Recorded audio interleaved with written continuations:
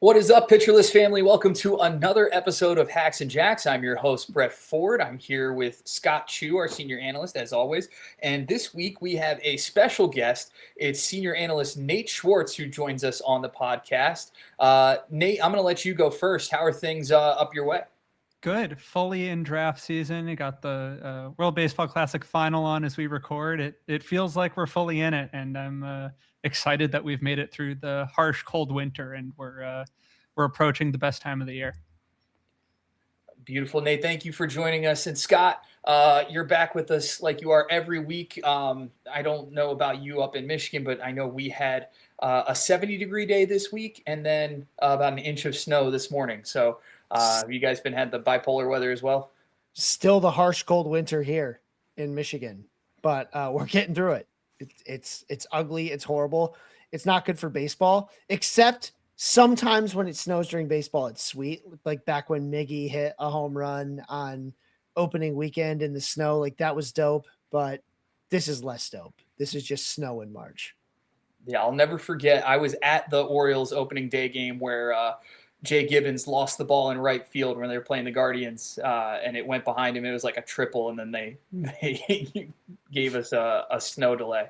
I was at that game in person. It was one of the best games I've ever seen. One of the most fun things. But other than that, snow kind of stinks. But tell me, you can't find a white ball in white snow? Weird. Yeah, in the outfield on a routine pop fly. Yeah, it was ugly. But the umps called it right after that. Well, let's get right into introducing Nate and his work. Nate, you're the host of the Approach Angle podcast. That's one of the newest additions to the Pitcher List Podcast Network this year. Is that correct? Yes. Yeah. So us and the Shallows, Shallow Leagues Focus Pod, are two of the new podcasts this year. But the Approach Angle podcast, I'm one of the hosts. The other one is the incredible Kyle Bland, director of research and data analytics at Pitcher List. We really wanted to create that as a way to teach, the listener everything about baseball analytics, ranging from, your new pitch cards that you see on social media now to the ins and outs of something like isolated power. We know a lot of times, especially today, that there may be too many stats out there for the average or even the diehard fantasy player. And we want to be able to dissect some of those, break them down, and make it more understandable for anyone who's following baseball, whether you're a beginner trying to learn more about some of these stats or you're well in it, a lot of these things and want to get an even deeper understanding. So we're going to be going through a lot of these stats, a lot of different, niche topics within baseball, hopefully have on a lot of great guests, and really excited to see what that podcast becomes as we go through a full season.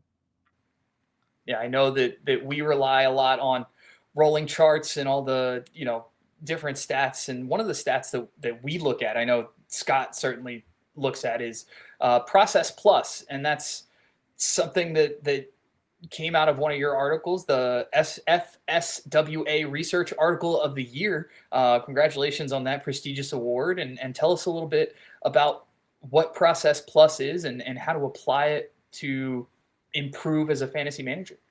Yeah, so Process Plus, again, created by the wonderful Kyle Bland. So this guy, may know what he's doing or something, but it was created as a way to quantify the hitter experience. We know on the pitching side, it's very easy to find your Stuff Plus model or even some of your ERA estimators such as FIPS, Sierra, xERA, that are very straightforward. It directly compares to what that performance is for a pitcher.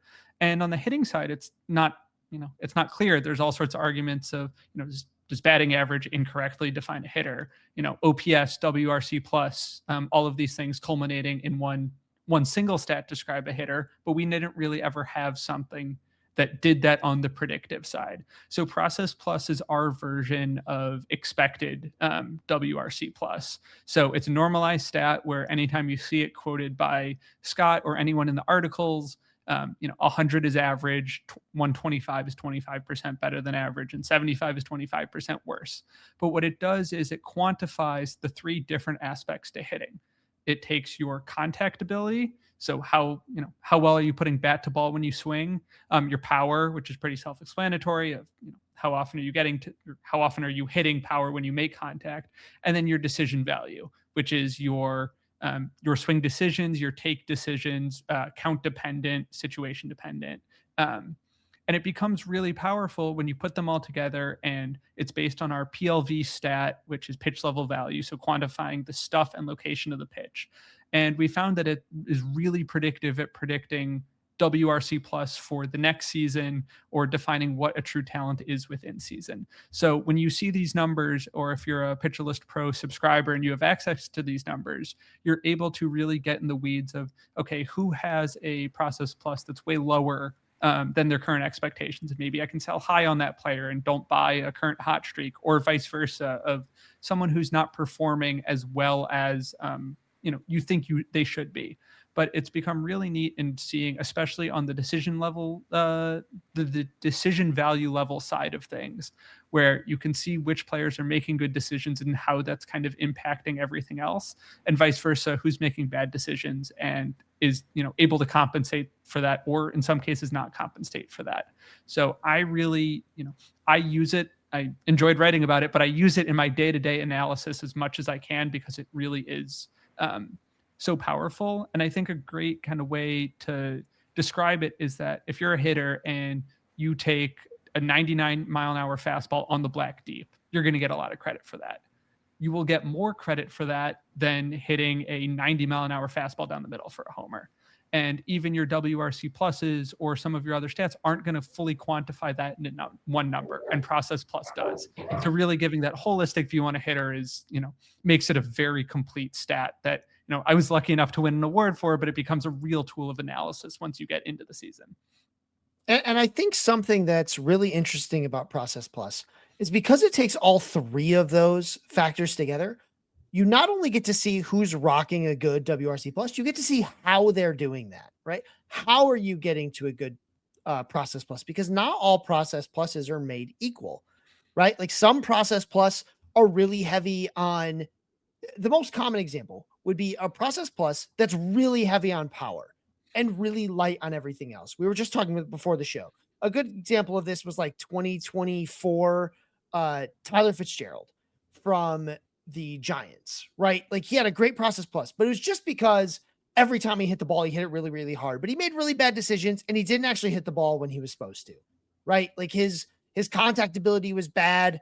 The decision-making was bad. It's just that when he did hit the ball, he hit it really, really hard, which is so hard to do for any extended period of time, right? Like you're living on the margins. There's like the Kyle Schwarbers of the world who can get by with really poor contact ability, but that's because he makes good decisions at the plate, right? And so then his power gets to go all the way.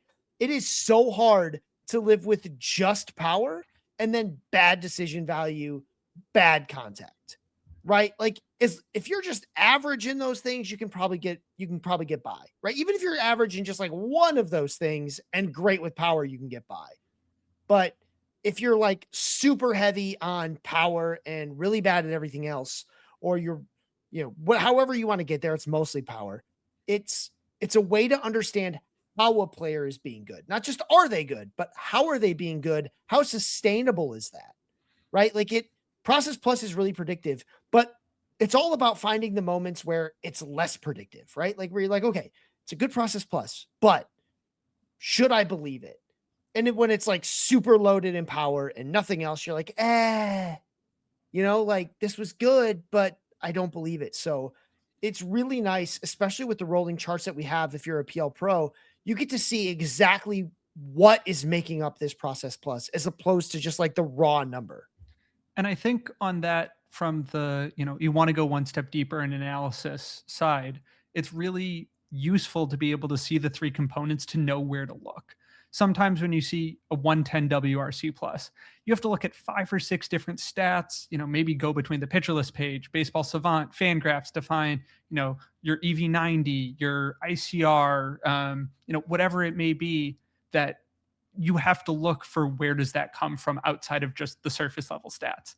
And for Process Plus, you pull up one of the rolling charts, you see that maybe it's that 110, and you see that it's driven by power and the contact's really bad. So it's okay, now I'm going to go look into this guy's contact ability. Can I trust it for the rest of the season, for next year?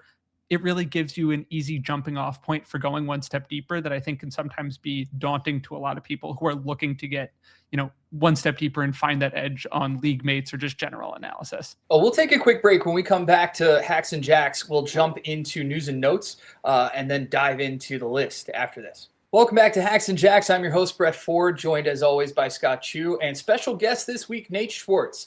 We're talking hitters on Pitcher List. Let's jump right into news and notes. Obviously, the World Baseball Classic is going on as we record. Currently, Venezuela up 2-0 on a Wilyer Abreu home run. We're professionals. We're not watching. It's definitely not streaming in a separate tab where we can see it in the top corners of our computers or on a separate monitor or anything like that. Definitely not. So speaking of World Baseball Classic, we had a couple of knocks. I won't call them injuries. I'll call them knocks to come out of that. Cleveland Guardians third baseman Jose Ramierez suffered some shoulder inflammation. He's already back in action. There's nothing there to worry about, right? Nope. Perfect. So here's the thing. Let's just get this out of the way.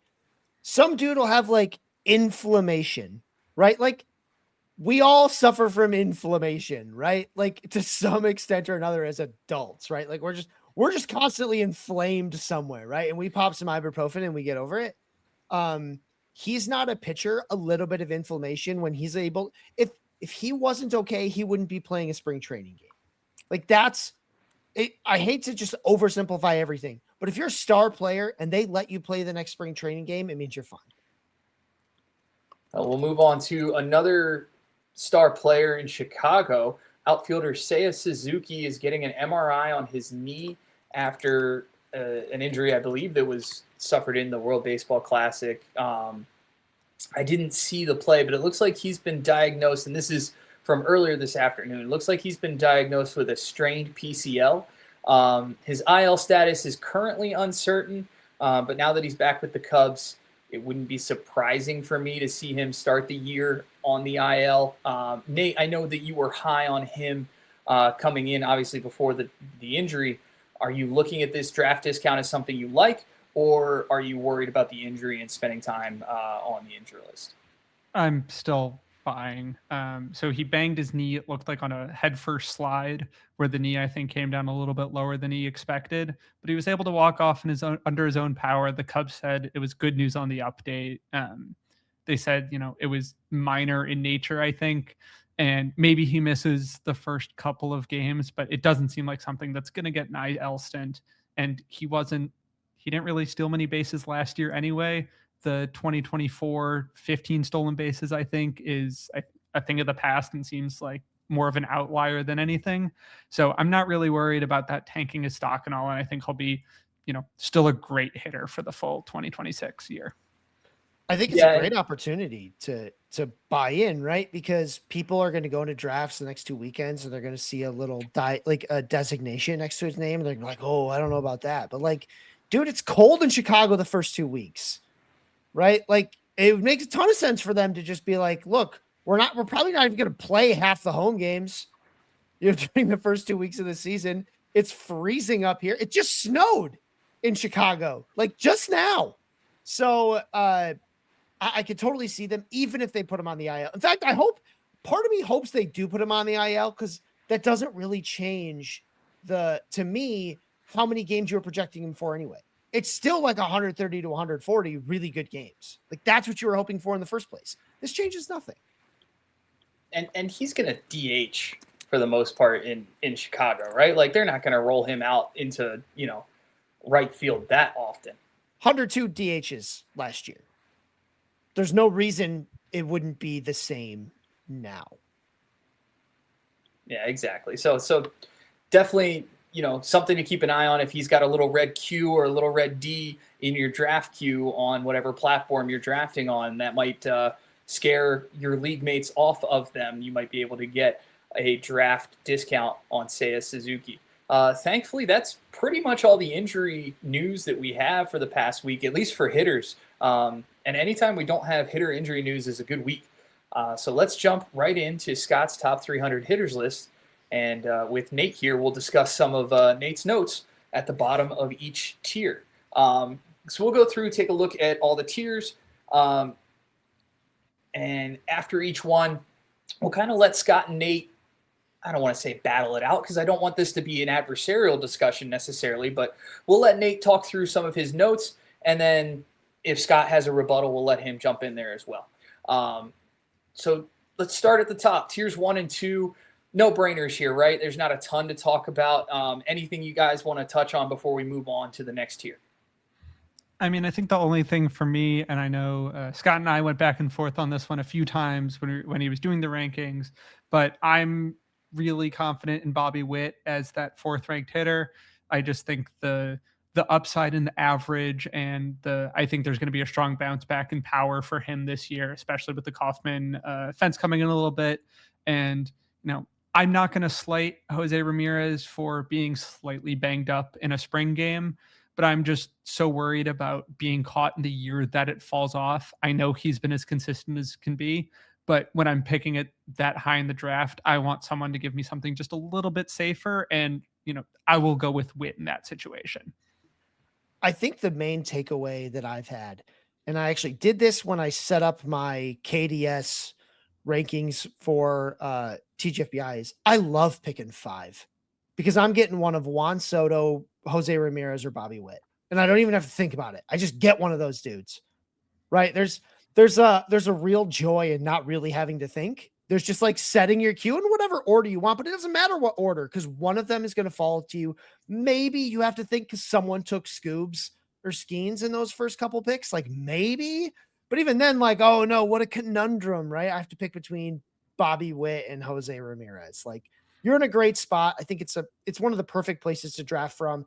If you can't get one of the top 2 guys, because I do think, that's obviously a tier of its own. If you can't get one of those 2 guys, I go straight to 5th because I don't think the gap between in a standard league, Jose Ramierez, Bobby Witt, and Juan Soto. I think you're not really losing anything between them. You're going to get all 5 categories. You're going to get power. You're going to get everything you want. Maybe like a little bit more speed instead of power. If you go with Bobby Witt, you'll get a 3rd baseman if you pick Jose Ramierez, and you'll get, Juan Soto if you pick Juan Soto. But it's just a great spot to draft. You can't. 5th is an awesome spot to be. Yeah, I'm definitely finding myself enjoying being at the top of drafts this year. Usually I like to do something a little bit later, give myself some more options on the turn, and set myself up with 2 of the, great 1st round, early 2nd round, either bats, maybe an arm, though that's not something I often do. But this year I'm really gravitating toward the top of give me just an incredible option at the top. And then I hate overthinking a 1st round pick sometimes. And it's very nice to have that stability with whoever you're getting. Yeah, anytime I can pick without using my brain is probably an advantage for me. So going 2nd and getting either Shohei or Judge, or going 5th and getting one of the other 3 bats you mentioned is just fine with me. Let's jump down to tier 3. And Nate, in your note in tier 3, you mentioned that you felt that first basemen were ranked a little bit aggressively here. Does that mean that you'd prefer to wait on first baseman in most of your draft formats? Yes, but not too much. I think there is a real importance in banking that either power or primarily the counting stats and runs and RBI from the first base position. But I'm really looking at doing that ideally from like a Freddie Freeman or a Vinny Pasquantino. I think you can wait a little bit, maybe grab a different positional need, because I think the first basemen are getting pushed up almost too much sometimes, where sometimes there's more 5-tool players that I want to target in the round that some of those guys are going at. And I think there are a lot of options intriguing late that you can fill a CI position with or a utility spot with. Like Wilson Contreras is a great one who's going super late. I've really been into Andrew Vaughn this draft season, and I know we'll definitely get to him later, but Sal Stewart, I'm just really, really in on. Even more so finding out that his full name is Sal, not Salvatore or anything. So, I just think there's a lot of options at the position that give you the flexibility to not have to really sell out that high ADP for a Kurtz, a Guerrero, or Alonso. Yeah, I think the one thing that has struck me a lot as I've actually done drafts that may change these rankings a little bit is there are values, even if you don't want to go that low, right, on value and be like, I'm going to wait a long time and get like a Sal Stewart or a Spencer Torkelson or something like that, or a Wilson Contreras. Like, I love Josh Naylor. I am higher on Josh Naylor than so much else. And I can get him so much later and I lose so little value. Right? Because like, again, I've been very clear that I'm a believer in Josh Naylor's stolen base ability, despite the lack of speed. He's going back to the same team, the same manager, the same role on a team that really wants to stay competitive. He was a consistent base stealer all year. And I can get him so much later. Like people just don't want him for some reason. Like they obviously don't read my stuff because Josh Naylor's amazing. He's all hustle and grit and amazingness, and people don't seem to want him. So I'm actually finding that like when it's actually time to make those picks, they are on top of my board. I do think they're the most valuable hitter in that spot. And I tend to gravitate towards a pitcher or something anyway, because I'm like, I think I'll get Josh Naylor for a great value and I'll be set. Yeah, and I think one of the things that gets often missed sometimes in drafts is you go in with a mindset about a position, especially first base, or I think third base is another great one where you're like, I'm going to be at the top of the range or I'm going to punt it and I'll find something late. And I think it's really important to be able to plan for that middle guy, plan for Naylor, plan for Pasquantino. So rather than, pivoting, I didn't get my tier A option, in the first 3 or 4 rounds, I have to panic, grab a first baseman. I'm going to take Vinny Pasquantino, 15 picks above ADP.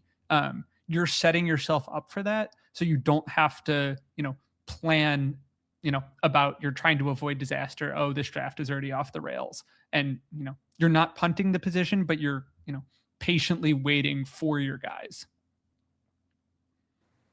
Yeah, I love that. And as a reminder, these rankings aren't necessarily congruent to drafts, right? Like there's some guys who are pushed up in the rankings that, yes, you should take them earlier, but that doesn't necessarily mean that you have to grab them at the same time as the others. So there are guys like Josh Naylor who may be up a tier or two that you can still grab with some of the guys from a tier below him. So just know that Scott's rankings aren't necessarily congruent to draft ADP and things like that.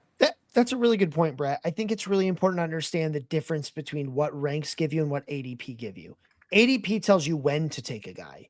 Ranks tell you how valuable I think he is, right? Those are two very different things. So when you look at an ADP and you look at ranks, you're like, wow, this dude's ADP is way lower than his rank. That doesn't mean I have to take him the moment he's the top player left on my board. If Josh Naylor's the top player left on my board, but there's still 2 rounds worth of ADP, I'm like, well, I think I can wait one more, right? Like you're trying to play ADP to get the most value per draft slot, right? It doesn't mean take them. It doesn't mean draft them in this order. It means I think this is how valuable they are in this order, and you should play the ADP to try to get as much of this value as you can. And I think in that kind of vein, it's very, we talk about hitting decision value a lot of the time, but I think that draft decision value is so important of one, being able to read the room of, are these guys, is every flashy pick that I've read on some list on Scott's rankings going 2 rounds ahead of schedule? And do I need to be jumping on that guy? Or can I wait a little bit? Is this more of an oatmeal-y player that, I can wait, I'm not as worried? Because there's nothing worse than, getting sniped in a draft sucks. It's never fun to be like, I got this guy. You're already planning what your next pick's going to be.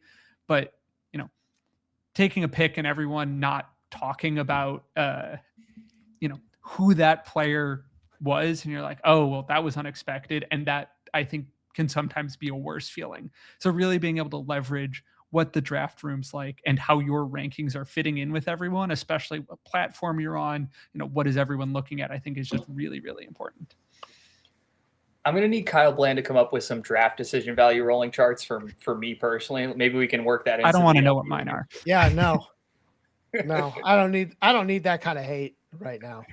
Let's move on to tier 4 where Nate, you're really high on Ronald Acuna, and I feel like that feeds into your argument about toolsy players, right? You talked about guys who can contribute in all 5 categories, and Ronald Acuna certainly fits that mold. Talk to us about what we can expect there. But before Nate goes, I do want to say it's probably more accurate to say I am super low on Acuna. Like if you look at every ADP, every projection out there, I am lower on Acuna by like 10 to 15 rank spots, right? So like it's less like, Nate, you're really high on Acuna. No, Scott's super low on Acuna, and Nate is now going to tell you why everyone else is not so low on Acuna. Yeah, I I know his ADP in all of the industry leagues, NFBC, is just absolutely skyrocketing today, or right now. I was helping a friend out with a draft, and I was like, you could take him at 6 if you wanted to. Like, it's not the if you like it, like, absolutely go for it. But the biggest thing for me on Acuna was that he ran in the Winter League, showing health, showing some desire to do it. And we kind of saw the blueprint for how he stole these bases in 2021 and 2022, 2022 and 2023. He came back from injury after getting hurt in 21, and he runs some, but nothing crazy. And it's like, oh, is this kind of fading? And then he has the healthy offseason. He comes back, and obviously we're not going to get 70 stolen bases again, but that was just absolutely exceptional. And he's showing us all of the things that lead into, oh, he could steal 35, he could steal 40 again. And those are the things that absolutely entice me really early in drafts, especially if he's going to fall to, a little bit later in the first round, where that upside is just exceptional. And at the same time, if he's just going to steal, 20 bags, he's a good enough hitter to overcome that. And I'm not too worried. We talked about, what goes into Process Plus a little bit earlier. And for Acuna, his, really exceptional numbers that I think are, around 125, 130 on last year, is that he has really, really good power, and he makes exceptional decisions. It's only the contact that lags behind. So it's telling me that he is a proficient power hitter who is knowing how to leverage his power. And it wouldn't surprise me if he's able to tap into much more homer power this year. And I'm so excited to see what he has to offer over a full season. I think you add in those stolen bases, and he's almost assuredly going to be first round production this year. For sure.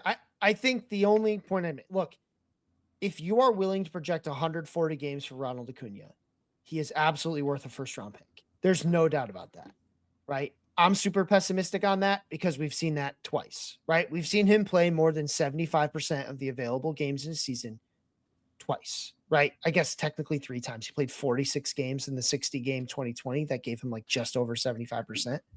Like, he just gets hurt. So for me, I kind of ranked him with another dude that's hurt all the time that I think is a first round talent. Even though he doesn't steal bases, Yordan Alvarez is probably one of the best pure hitters in all of baseball. He is Juan Soto level good with the bat. He just doesn't run. That's the only thing, because he doesn't have any knees. But Yordan Alvarez is that good. He's just hurt all the time, right? Obviously, there's an extra ceiling to Ronald Acuna Jr. because he can run. He can hit the 40 home runs, and he can steal the 40 bases, and he can do all these things. No doubt about that. It's just like, it doesn't usually work out that way, right? Like, usually he has been outside the top 50 hitters more times than he's been inside it, right? In terms of full season. And that's simply because of injury. Again, on a per plate appearance basis, this is one of the best players in all of baseball. He has been, even on his down years, he's incredibly good on a per plate appearance basis. It's just that he doesn't get enough plate appearances, right? Like, that's it. So that's where my ranking is saying I'm just really pessimistic on the health, not because he isn't healthy now, but because something always seems to happen, right? But if you want to say like, hey, look, I think, I'm in a shallower league. I think I can play the wire if he misses games. And if he can give me 100, I'm still good. Then you should take him earlier than I rank him. Yeah, I think on my end, on how I play, I will trust that I can find the correct replacement guys on the wire. So I will take the risk of that, of he's producing. And yes, the preseason projections aren't going to pop as much because, you are projecting less games, but you are getting value for those games. It's not like you are missing those at bats in the sense when you're in the season. I think my only hesitation on Acuna's running, honestly, is that it feels like this, the Braves season has kind of gone off the rails already in terms of injuries. And if they're sitting there, maybe in May, and it's very clear that the top of the NL East is going to be competitive, and they're maybe in this purgatory as they wait for everyone to get healthy, do they pump the brakes a little bit and tell him, hey, keep the bat on the field, stay healthy, don't run as much. We need you for either later this year or next year or something like that. And that's purely anecdotal, purely me trying to read into something too much. But I think that's one way that he could be more limited on the base paths than, a lot of people would want to dream on. I think it's a great point. I think if he's limited, it's because this team is not in contention, right? I think I do think this team can still compete. They've got great ace level pitching. They've got hitters that should be better than they've been in the past between Austin Riley. I think, Matt Olson is obviously a reliable hitter. Sure, they lost Jurickson Profar, but this season did not hinge upon Jurickson Profar, right? Like, he was a nice to have for them. He's not a need to have. I think they could still do it. But if this team does find itself out of contention in June, I think we could see them pump the brakes a little bit because, Ronald Acuna Jr. is under contract through 2028. Basically, he's got club options in 27 and 28. They're going to take those options because he's cheap as heck. That would be I think you're absolutely right, Nate, in that if he falls below 30 stolen bases and he plays a whole season, that is why. I'm not saying that is what's going to happen. I'm saying if it so happens that he plays 140 games and he only steals, 30 bases or so, that was why. It was because they fell out of contention and didn't want to risk it. Well, let's move on to tiers 5 and 6. A lot of good talent in these tiers. Nate, one of the positions that you seem to focus on a little bit over these two tiers is catcher. You talk about perhaps skipping over Goodman and Langoliers at cost and then jumping on Ben Rice maybe a little bit later in drafts. As we've seen, I guess, NFBC circuits, as we've seen kind of more competitive drafts, Ben Rice's draft price seems to be going up, up, up. Are you still okay with taking him over Goodman, Langoliers in general, or are you thinking more just at cost? I find myself still in on Ben Rice at cost. I think he's a little bit less streaky, and the profile, I think, to me, as a more overall hitter is a little bit more encouraging than those two. I feel like I have fallen for a handful of Rockies hitters over the last handful of years, whether it was Nolan Jones, Brenton Doyle, Mickey Moniak, and even Goodman last year I had a couple of shares of.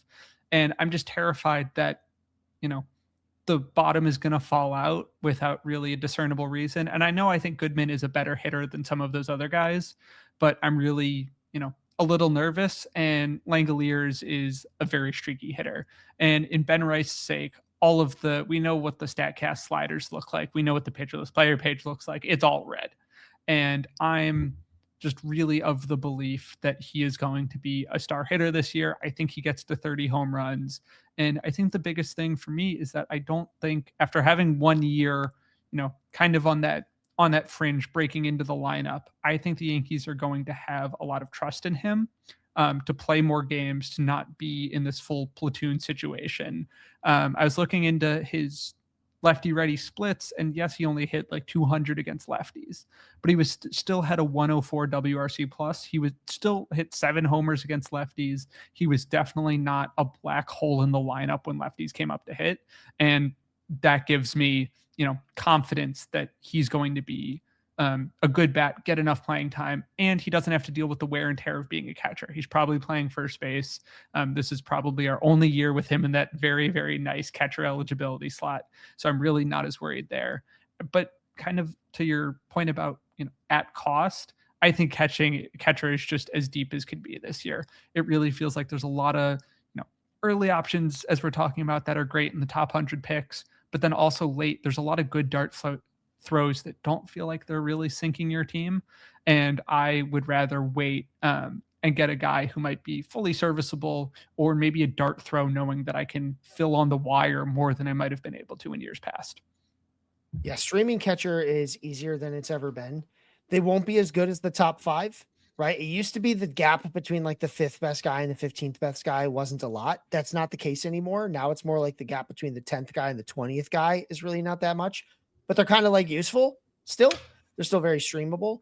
I think the one thing with Langoliers is that strikeout rate just falling down so hard in a single season. Shea Langoliers, like, I think if you only looked at his, at his 2025, you'd be like, oh, this guy, he doesn't seem like, why do you say he's streaky? His profile doesn't seem like he's streaky. It's because this was like a 27 to 30% strikeout rate guy right up until last season. And really not even I shouldn't say up until last season, basically out of nowhere, this dude just like stopped striking out for extended periods of time. He still has a couple spikes throughout the season, like in the middle of the year, but like it's a huge change for Shea Langoliers. And while the sample size is good enough for us to say like there's something sticky to this reduction in strikeouts, he's only done it the one time. And that, like, I hate to just gloss over everything and say, oh, he only did it the one time. And I love seeing in the spring that he's still not striking out so much in the spring, right? It's 45 play. He's played a ton this spring. He's only striking out 17.8% of the time. And that tells me like, hey, maybe he keeps that up. If he remains if you want to take on the risk of, if he remains a 20% strikeout guy instead of like 27.5 and above Shea Langoliers, then this is a truly elite catcher, right? Like this is there's a level above sort of like Ben Rice. Cause he's going to play a ton. He's got it all. And he doesn't have these weird, random for no good reason slumps that Ben Rice has had in each of the last 2 seasons, long ones. And I wish I could tell you why. I've actually peppered our writers to be like, someone tell me why in God's name, Ben Rice keeps slumping for 2 months at a time for no reason. He's not hitting the ball softer. He's not accidentally hitting it on the ground more. Nothing is changing except he kind of hits it to center more for these like extended periods of times. And during those times, the Yankees decide like, we should platoon him. He's not getting it done. He's going to platoon. That's what keeps happening because it's not like it's not like nobody in the Yankees office has like, somebody in that office has like sort of on their Google browser has been like Ben Rice StatCast and opened it up and see all the red, right? Like that has happened. Somebody smart at the Yankees organization has seen that. They still platoon him and it's these weird slumps. So that is to say, I love Ben Rice.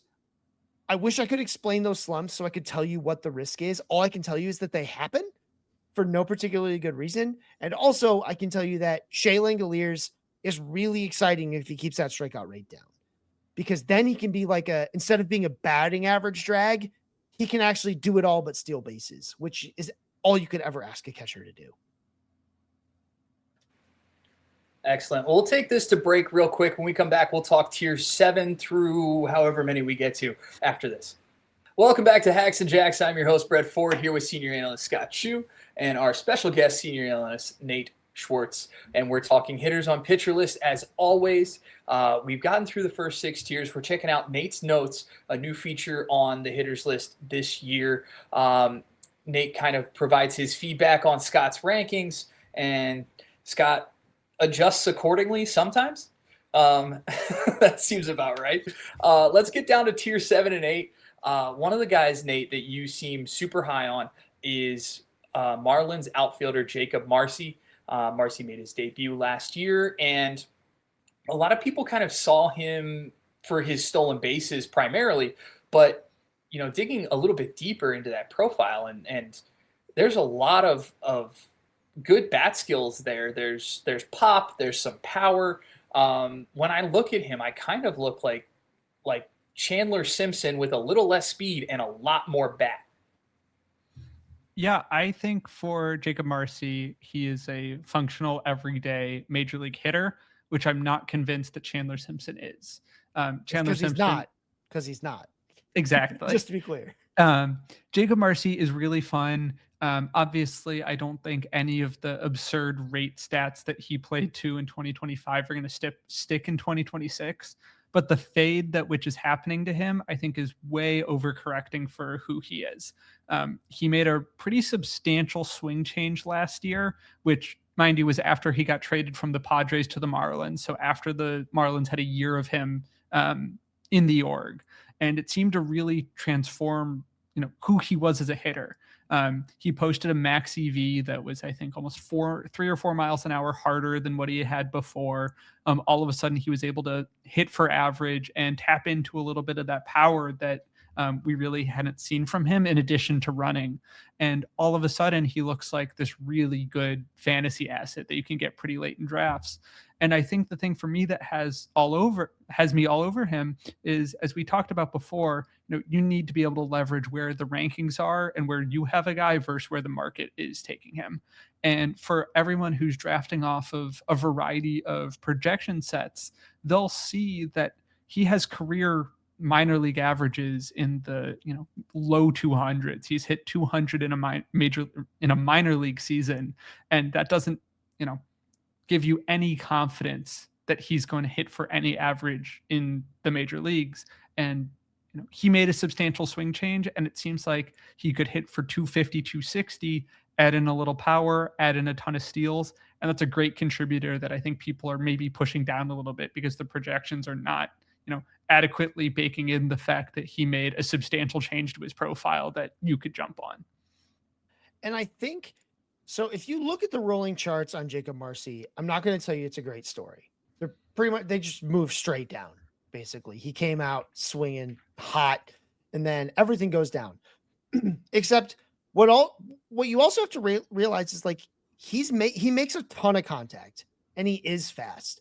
And my problem with Chandler Simpson is he'll hit like one home run a season, maybe.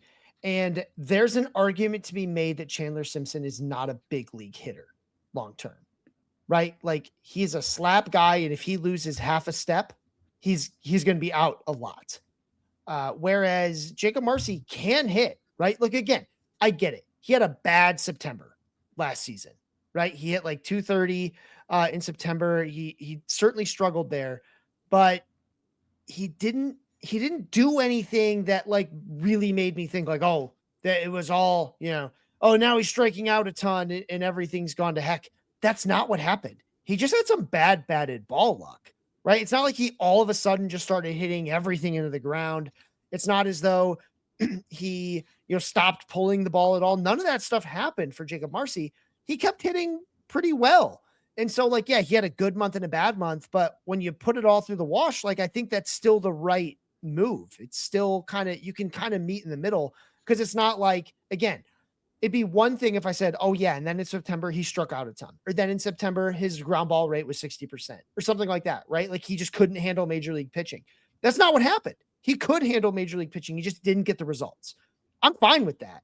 That's an okay, if you're going to have a bad month, that's how I want you to have a bad month, right? Just some bad BABIP luck, right? Like the dude is fast. He shouldn't have as poor of a BABIP. I mean, he had he went from a 434 BABIP to a 284 BABIP month to month. He's probably in the middle of that somewhere with his speed, the way he puts the ball in play.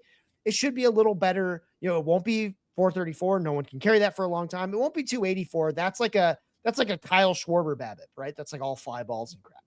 So it should land somewhere in the middle. And I think you're going to find a guy who has some power, has plenty of speed. And that's the guy, right? Like it's him over Chandler Simpson by a fairly wide margin, which you see in the rankings, even though Chandler Simpson, I guess you could say like, well, who has 75 stolen base potential? I guess Chandler Simpson, if you thought he was going to stay in the lineup that long, right? If he was going to play enough, but Jacob Marsee is a legitimate everyday hitter and Chandler Simpson is not. And that's where the difference is. And I think for a slumping September is that he came out swinging out of his shoes. And I think a lot of major league pitchers who got scouting reports on him were like, whoa, this is not who I expected in Jacob Marsee. We're going to adjust and attack him differently. And for a guy that made a big swing change and is, on this hot streak, it's how do you adjust? And I think obviously that still remains to be seen. And we'll see it once the 2026 season kicks off. But it seems like a guy under the hood looking at some of the process stuff, the power is going to pop because he was hitting just unreasonably, uncharacteristically, for power. But he made good decisions through and through the year, even in September. And as Scott said, a lot of it was the luck. But in terms of the contact ability, it really was like around league average and very much fluctuating around that, average-ish line. And that's certainly a profile that plays. I'll take the odds of a guy that seems like a good hitter and provides that much upside stealing bases. Perfect. Let's move on to tiers 9 through 11.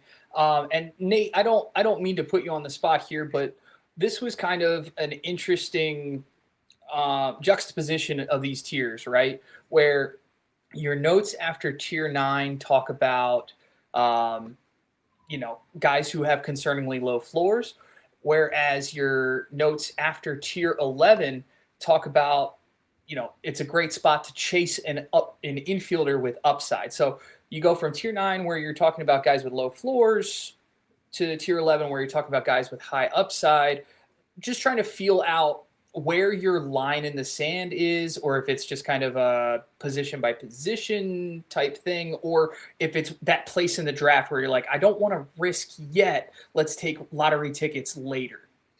Yeah, I think I will kind of take the safer side of risk, if that makes sense, on when I want to call those shots when I'm filling out my hitter lineup.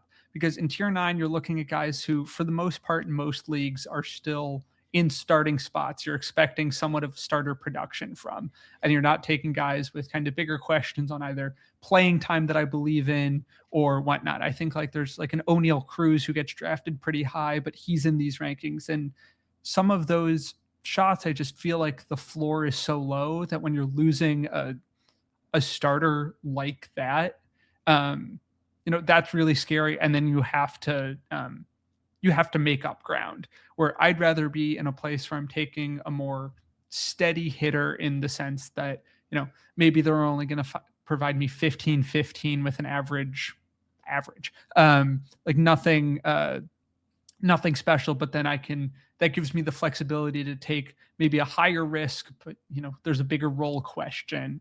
I know I've been taking some safer second baseman so I can take shots on JJ Weatherholt later in drafts, really setting it up that I want to find guys that, if they're starting, it's great. I can kind of, let it simmer early in the year. Whereas if I'm taking in your tier 11, I know like Murakami and Torkelson are in this tier where, we can find out, in a week or two, is this a guy who is reasonably going to be on my roster for an entire season for the formidable future? And for guys, especially on the bench, I want to be making quick decisions. And I think just waiting a little bit on that risk allows you to do so, even if you're sacrificing just a little bit. Yeah, it sounds like you're kind of, and I don't mean to steal Nick's glossary on this, but it sounds like you're kind of trying to find the thin line between hipsters and cherry bombs, right? The guys with the super high upside versus the guys who are going to be stuck in your lineup if they slump. Exactly. And I play probably more roto leagues than I do head-to-head leagues, where I want to find a guy that if it's a riskier play, I have ways to go around it.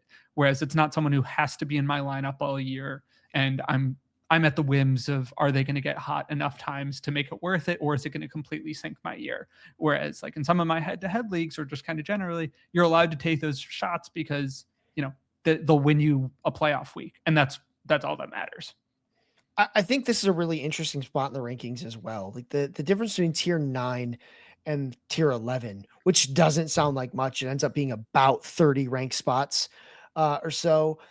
Maybe a little bit more if you go to the very top of tier 9 and the very back of tier 11.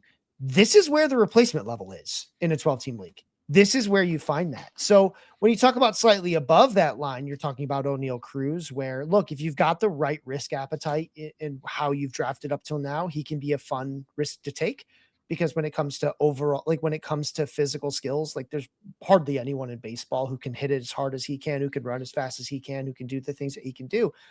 But look at the other guys in tier 9, right?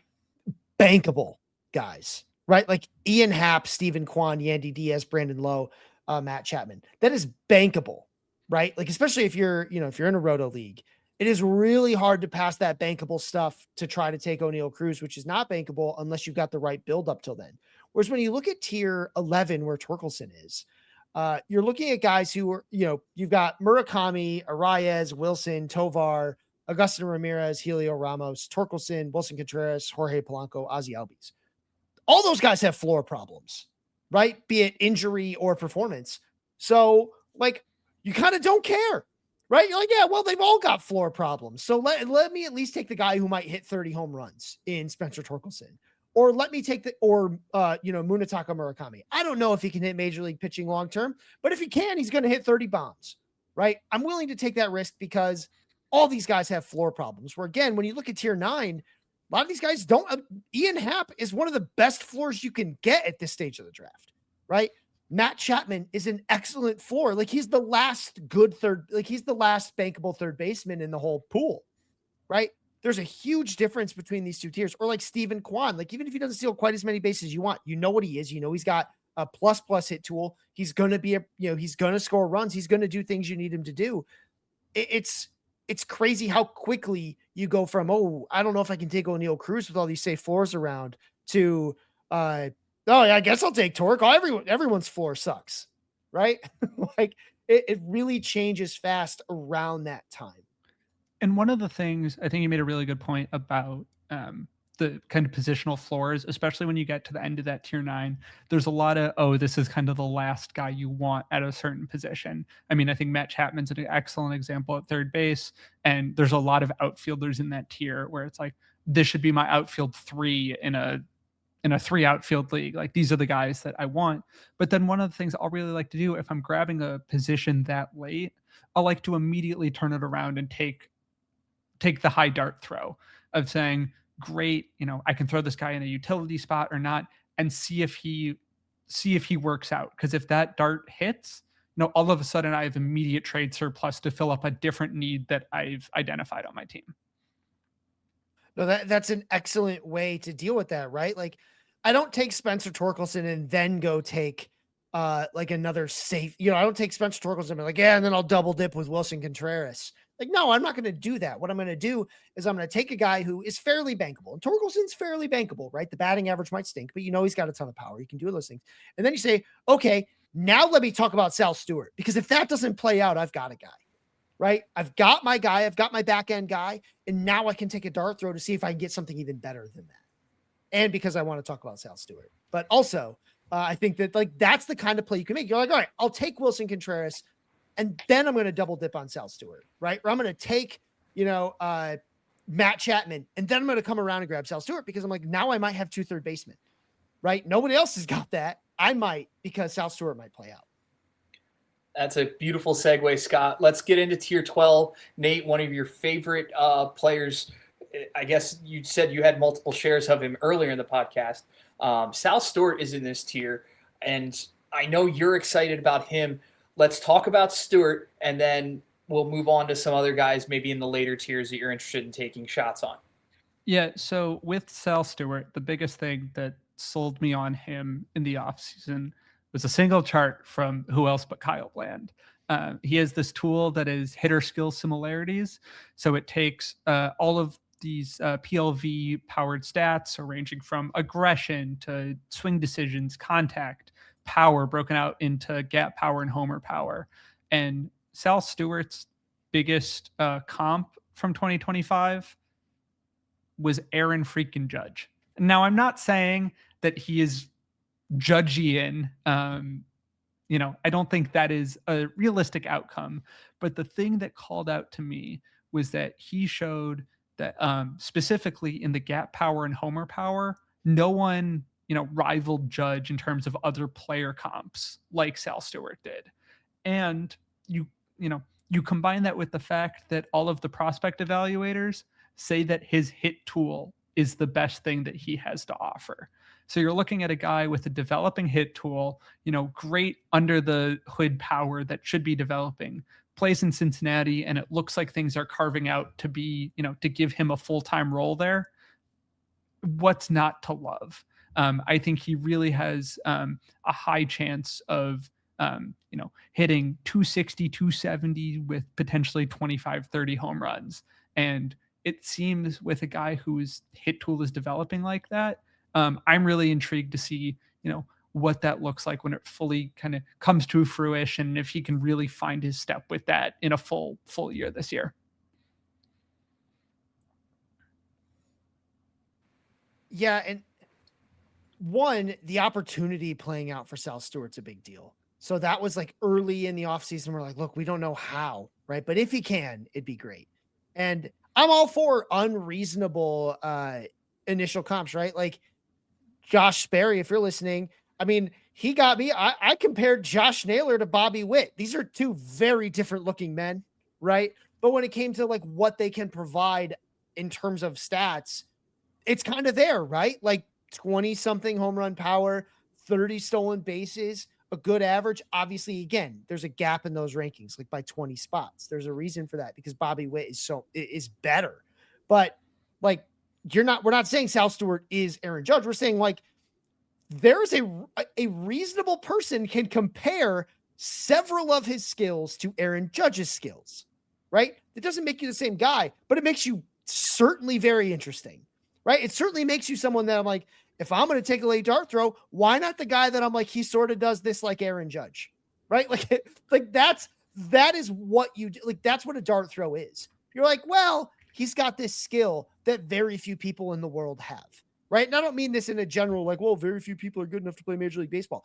Very few people are able to have a power metric that kind of looks like Aaron Judge's, right? Like the other dudes that have that are like Kyle Schwarber, Shohei Ohtani. Like, those are the guys that you can kind of comp on power and sort of say like, well, look, Sal Stewart's not quite as strong, but there are similarities. It's like, okay, you bet for what ultimately equates to free in a 12-team league, get out of here. Third base eligible? Come on. Like, what else do you want?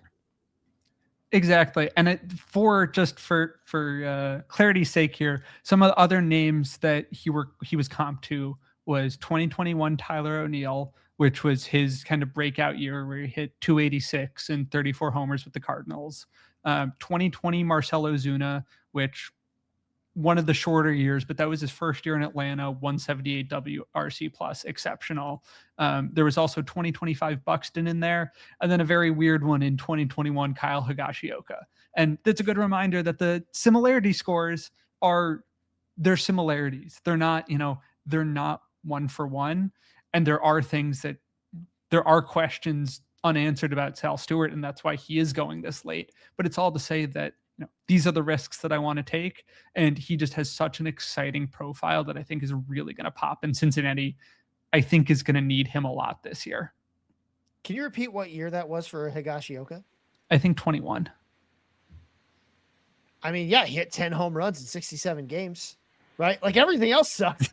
But Higashioka actually has power, right? Like, that's the one thing he's got. He doesn't have a whole lot else, but he does hit the ball. Like, he can hit home runs. I shouldn't even say he hits the ball that hard. He kind of doesn't. But he's had 2021, Kyle Higashioka, who played for the Yankees at the time, had a 15.6% barrel rate that year, right? Yeah. Like, there was something there. Like, it wasn't nothing, right? There's a reason. Again, just because you can match these numbers, and it's a great point, Nate, that it doesn't mean like you are that guy. It just means that like his expected slugging that season was 519, right? Because he hit the ball really well. And again, it doesn't mean you're going to be that guy. It just means like, if you're going to take a shot for free, like, yes, that's the kind of player to take a shot on, right? Like, you don't take a shot on Gleyber Torres. You know what Gleyber Torres is, right? You take him because you forgot to draft a second baseman up till now, and he is a perfectly cromulent second baseman, right? You don't, got to mention him now. You don't take a shot on Willie Castro. You know what Willie Castro is. He provides a very specific value in deep leagues by a guy who can play multiple positions. Fine, right? Like, that's what you get. That's not like, oh yeah, I took a shot. Maybe he's going to help me win my league. No, he's going to help you like tread water until something better happens. Sal Stewart is a guy who might actually change your fortunes, right? Willie Castro does not change your fortunes. He keeps you, he like raises your floor a little, but doesn't add to your ceiling. Sal Stewart doesn't really raise your floor, but he can absolutely add to your ceiling. That's exactly the kind of thing I think you need to do in 12-team leagues. And again, for almost no cost. And it's not as though you're trying to answer multiple questions. You're not trying to be like, well, if, how does he get the playing time to make an impact? And then if he gets the playing time, can he do something with it? It's like, well, he's got the playing time. He just needs to do something with it. That's key, right? We talk a lot about on this podcast about, I don't want to ask guys to do a bunch of things they've never done, right? I'm not asking him to, I'm asking him to kind of be what he was in limited plate appearances last year, more, right? Just longer. That's fine, right? I'm not saying like, and also win a job and also learn a new position. You don't have to do any of that stuff, dude. Just kind of be what you were and do it more. And let's see what happens, right? It might be nothing, but you paid nothing. So it's okay if it's nothing, right? Because you already took your third baseman and now he's your second third baseman, right? It's the same thing.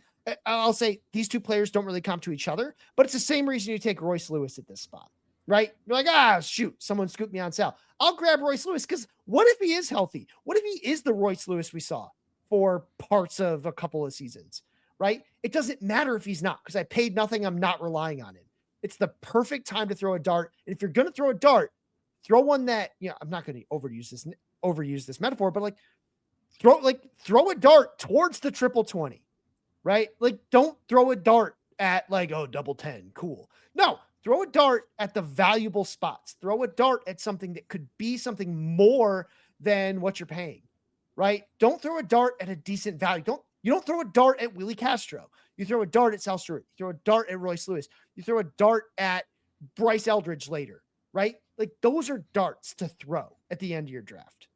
And I think in regards to throwing darts, I think you can really get caught up in the what is market value that late. But when you get onto your utility bats, your bench bats and stuff like that, these guys aren't going to be on your roster in 2 months. You're going to find the guys who work, and you can throw ADP out the door. You don't need to, beat the market by 2 rounds in the 21st round or the 17th round for that matter. If you have a guy that you trust and you believe in, there's no reason you shouldn't be absolutely chasing that. The last thing I'll say on similarity scores, especially on the hitting side, is that, there are only so many types of hitters, and it is really easy to, believe that someone is, unique in a way or does something that no one else does. And that does happen. You have, outlier stats and skills show up every now and then. Luis Arias, right? Luis Arias is Luis Arias, and other guys kind of are like him, sort of, but Luis Arias is just Luis Arias. And the similarity scores are great in helping put players into archetypes. And they look at some of our PLV process plus powered numbers that are looking beyond the surface stats. And it's a great way to identify, Sal Stewart fits into this maybe strikeout or so with some power upside that you might not have seen before. And, here are all these other names, player seasons of what guys did. Let me look into them. What did they do specifically? What are the ins and outs of that? And really, especially late when you have these guys with either unproven results or different holes in their skill set, it gives you a prime opportunity to look at what others are doing. And I will say that for Stewart, we average out the top 10 player comps into what their season looked like compared to Stewart, and Stewart at a 255 average. The top 10 comps, 280. Stewart's homers were pretty high, but I think that it was 51 per 600 plate appearances, which probably isn't going to stick. But the top 10 player comps, 40. That'll play. Regardless, it's really easy to kind of siphon a player off into one individual thing, but you do, especially on the hitting side, you kind of have to group them together and see how those skills have played out, in real time. Yeah, Sal Stewart's a great example of this hitter who has definitely plus power. Dude's power is plus whenever he's playing, right?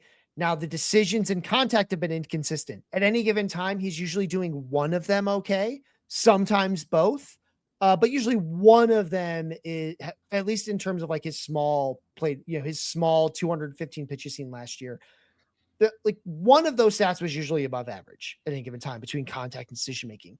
And as we talked about early in the show, that's all that matters. If you can give me power plus one other thing at any given time, you've got a chance to be something, right? You can't just be power, but if you can give me contact or decision-making for any, period of time, especially if it's a little bit of contact, because like, if you want to talk about a guy who's also sort of like this, is Matt Wallner, who has plenty of decision-making and plenty of power and just absolutely no contact ability. So it doesn't really matter that much.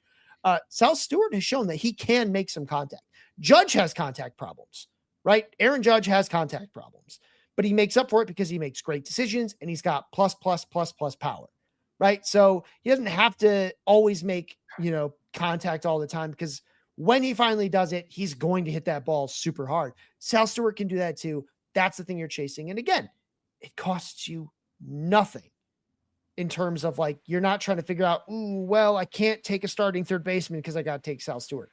And also, what I kind of like about that point is sort of thinking about the market. Who cares if you're 1 round early on him, or a guy who I love being around early on is Kevin McGonigal. Yeah, his price is shooting way up, but I don't care, because I don't want to, I don't get extra points for getting a great value on McGonigal, right? I get extra points for having McGonigal on my team and him doing well, not for like, and I got him a round later than ADP. Who cares at that point in the draft? Don't worry about ADP anymore. Go get the guys who you think might make a difference. Oh, we are. That was an outstanding discussion on Sal Stewart. We spent about 15 minutes on him, and I loved it. But the U.S. just tied it in the bottom of the 8th. It's 2-2. Bryce Harper just hit a 2-run home run. So we really got to wrap this so we can watch the end of this game. Nate, thank you so much for joining us. It's been a pleasure. Tell the people where to find you and your work. Yeah, you can find me on Twitter at _ Nate Schwartz, where I'm tweeting, or N Schwartz. Oh my goodness. Baseball's consuming me. You can find me writing on the Pitcherless site. I'll be with Scott in the Reddit AMAs once the season kicks off. And then you can find me with Kyle Bland on the Approach Angle podcast. So going to be everywhere this year, and excited for it to get going. Scott, your turn. Tell us where to find you and your work. Just the usual places, got lists going on. The outfield rank should be coming out soon. I've been dragging my feet because it's a lot of guys to put in a list. It's 100 outfielders or so, but you can find me on Twitter at If the Chu Fits. Again, those Reddit AMAs will probably start up probably just before the season starts, whenever that Friday lines up. Nate, I'll let you know so that we can get that going. But it's always a great place to be. I think that's the one thing. I think if you're not sure what to do, the Reddit AMA is absolutely free, and you get a taste of what it's like to be in our PL Discords, and that we answer every question. There's nobody that asks a question that doesn't get an answer. And sometimes I get it. It's not till the next day or so because we miss you. But you're going to get an answer to your question. We're going to put it out there. We're going to give you as much info as we can. We rarely just say yes or no. We're usually giving reasons and analysis for each one. So I hope you check that out. It's absolutely free. I make nothing for doing it, except for, the friends we make along the way. But those are important too. So please come and check that out. Yeah, it's a great place to be. Scott and I, since really me joining last year, we went back and forth, and it's great to handle the questions together, to work. We got to work on the hitter list a little bit together this year, which is great. And if you're in the PL Discord, you can bother us directly. It's a lot more easier way to reach us if you need quicker questions answered and stuff like that. And please check out the Approach Angle podcast that Nate and Kyle are doing. Again, Nate, there's a reason that he helped me with the hitter list, right? He's coming off a research article of the year. There's great analysis there. And we try in this podcast to help you become a better fantasy player beyond just telling you players to pick, try to give you some insight on why we care about these players.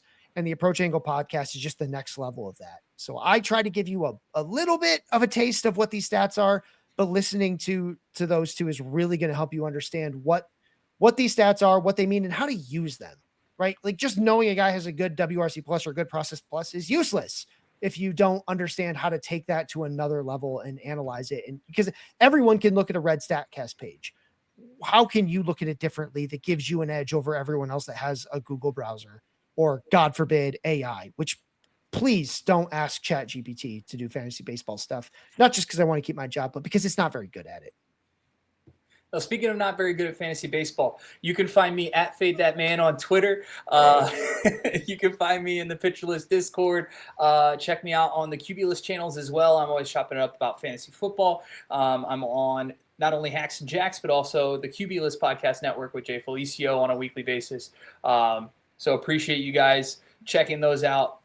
Cubulus, the sister site of Pitcherless for fantasy football. On behalf of Nate, on behalf of Scott, I'm Brett. Thanks for joining Hacks and Jacks. We'll see you later.